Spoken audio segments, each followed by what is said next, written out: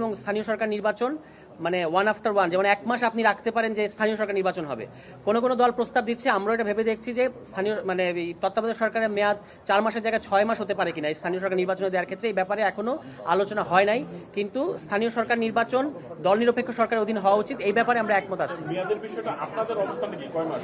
4 মাস আমরা ইতিপূর্বে বলেছি যে 3 মাস হোক আর 4 মাস হোক, এটার নাম হতে হবে নির্বাচনকালীন তত্ত্বাবধায়ক সরকার। আপনারা জানেন যে আজকে আমরা জাতীয় ঐকমত্য কমিশনের দ্বিতীয় পর্বের আলোচনা শুরু হয়েছে এবং সেখানে সুনির্দিষ্ট 4টা এজেন্ডায় কথাবার্তা হচ্ছে।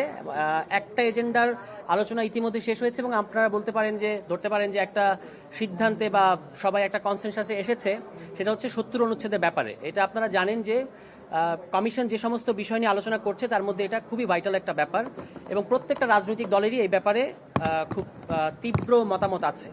এক্ষেত্রে এখন যেটা হয়েছে, আমরা বলেছি যে অর্থ বিল এবং আস্থা ভোট, দলের বিরুদ্ধে ভোট দেওয়া, এই দুটো বাদে অন্যান্য সকল ক্ষেত্রে সংসদ সদস্যরা স্বাধীনভাবে মতামত প্রকাশ করতে পারবে।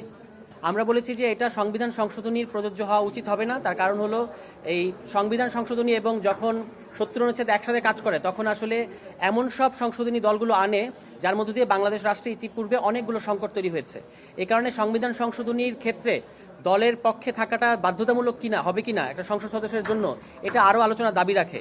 এই কারণে আমাদের সর্বশেষ পজিশন হচ্ছে যে সরকারের স্থিতিশীলতা এবং সংসদ সদস্যদের স্বাধীনতা, এই দুটো জিনিসই গুরুত্বপূর্ণ। এই কারণে অর্থ বিল ও আস্থা ভোট ছাড়া অন্যান্য সকল ক্ষেত্রে যে কোনো সংসদ সদস্য দলের বিরুদ্ধে ভোট দিতে পারবেন। তো রাষ্ট্রপতি নির্বাচনটা যদি আমরা বাদও রাখি, 3টা মূল বিষয়, তার মধ্যে সংবিধান সংশোধনীর ব্যাপারটা আলোচনায় এসছে, কিন্তু বেশিরভাগ দল এখানে আসলে এই ব্যাপারে বলেছেন যে সংবিধান সংশোধনীর ক্ষেত্রে সদস্যদের স্বাধীনভাবে মতামত প্রকাশ করতে দেওয়া উচিত। আর এই ব্যাপারে যদি সিদ্ধান্ত নিতে হয় তাহলে আরও কথাবার্তা বলতে হবে। দুটো ব্যাপারে সবাই একমত হয়েছে, যে দুটো কথা আমি বললাম। এটা বিএনপি বলেছেন তারা জাতীয় নিরাপত্তা, কিন্তু জাতীয় নিরাপত্তাটা যেহেতু ডিফাইন্ড না, এবং এটা আমাদের কাছে মনে হচ্ছে যে সেই একই 70 অনুচ্ছেদ যে কোনো কিছুই আপনি জাতীয় নিরাপত্তার নামে নিজের দলের সদস্যদেরকে মতামত দেওয়াটাকে আপনি বন্ধ করতে পারবেন। এই কারণে এটা দরকার আছে বলে আমরা মনে করি না। যখন সত্যি সত্যি দেশে কোনো সংকট তৈরি হবে সেই ক্ষেত্রে আসলে এমনি একটা কনসেনসাস তৈরি হয়ে যায়, সেই জন্য 70 অনুচ্ছেদের কোনো প্রয়োজন নাই। স্থানীয় সরকার নির্বাচন নিয়ে এখন আলোচনা হয়নি।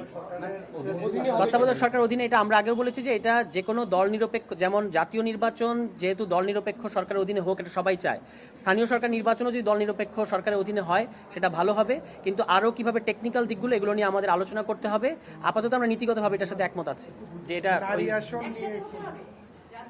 না, যে তত্ত্বাবধায়ক সরকারের সময়ে যেমন এই কথাটা এসেছে যে তত্ত্বাবধায়ক সরকারের মেয়াদ 4 মাস, এবং তখন সেক্ষেত্রে জাতীয় নির্বাচন এবং স্থানীয় সরকার নির্বাচন মানে ওয়ান আফটার ওয়ান, যেমন 1 মাস আপনি রাখতে পারেন যে স্থানীয় সরকার